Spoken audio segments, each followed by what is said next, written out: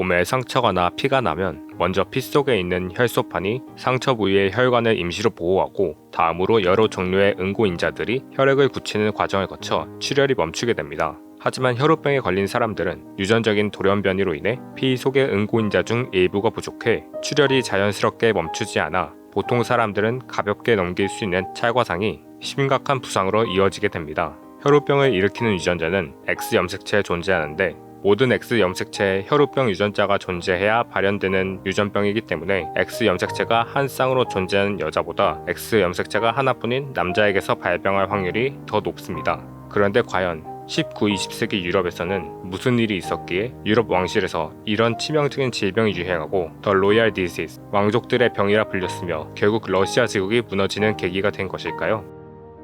유럽 왕실에서 유난히 혈우병이 퍼져나갔던 이유는 유럽 왕가들의 결혼 방식 때문이었습니다. 그들은 보통 평범한 사람들과 결혼하지 않았고 다른 나라의 왕족들과 결혼하거나 사촌끼리 결혼하는 것을 선호했습니다. 이런 문화 속에서 19세기 초 영국을 다스린 빅토리아 여왕은 그의 남편 엘버트 공과의 사이에서 사남 5녀, 총 9명의 자녀들을 낳았고 이 자녀들이 다시 다른 유럽 왕족들과 결혼하여 손주가 42명, 증손주가 85명이나 되어 현재까지도 왕, 여왕이 존재하는 유럽의 나라들 중 영국, 노르웨이, 스웨덴, 스페인, 덴마크 국왕들이 모두 빅토리아 여왕의 후손이며 지금은 국왕이 사라진 나라들까지 포함하면 독일, 러시아, 그리스 왕족들까지 모두 그녀의 후손이라 유럽의 할머니라는 별명을 가지고 있을 정도입니다. 바로 이 빅토리아 여왕이 혈우병 유전자를 갖고 있었기 때문에 이 치명적인 유전병은 유럽 왕실 전체로 퍼져나가게 됩니다. 그녀의 혈우병 유전자를 물려받은 자녀는 모두 3명으로 딸인 앨리스, 베아트리스 공주에게는 혈우병이 발병하지 않았지만 유전병이 운반자가 되었고 아들인 레오폴드 왕자에게는 이 질병이 발병해 넘어지면서 입은 부상으로 인해 생긴 타박상과 뇌출혈 때문에 30살의 나이로 사망합니다. 빅토리아 여왕의 아들인 레오폴드 왕자뿐만이 아니라 여왕의 손자이자 앨리스 공주의 둘째 아들 프리드리히 왕자는 2살 반 정도의 나이에 도대체 왕자를 어떻게 돌본 것인지는 모르겠지만 창문 밖으로 떨어졌습니다. 물론 보통 아기 때 창문으로 떨어지면 좋은 결과가 기다리진 않지만 가벼운 상처를 입었다면 대부분 치료를 통해 회복할 수 있었을 것입니다. 하지만 불행하게도 프리드리히 왕자의 출혈은 멈추지 않았고 그는 2살의 나이로 생을 마감합니다.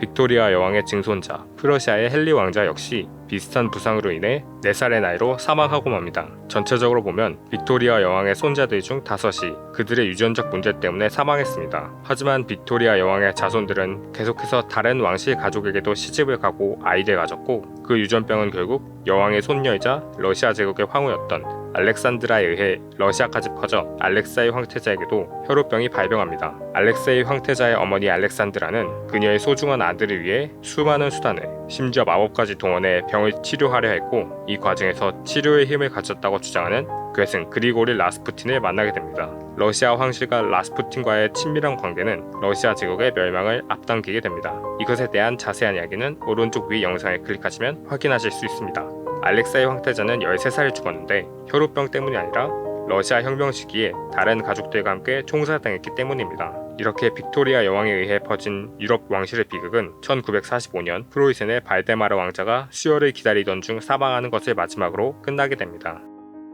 그 당시 의사들은 깨끗이 씻는 것 외에 더 좋은 선택지를 제시할 수 없었지만 1803년 존 콜레드 오토는 논문을 통해 이 질병이 여자보다는 남자에게 나타나는 경향이 있다는 것을 발견했고 명확한 유전적 원인이 있다는 것 또한 최초로 알아냈지만 왕실 아기들이 자꾸 창문에서 떨어지는 원인만은 알아내지 못했습니다. 이후 의학 지식이 발전하여 혈우병의 원인이 밝혀졌고 서로 부족한 응고인자가 다른 혈우병 A, 혈우병 B, 혈우병 C까지 발견되기도 했습니다. 하지만 의학이 발전한 현재도 혈우병의 정확한 원인이 판명되었을 뿐 근본적인 치료법은 아직 존재하지 않아 혈우병 증상을 완화시켜주는 의약품을 대신 투여한다고 합니다.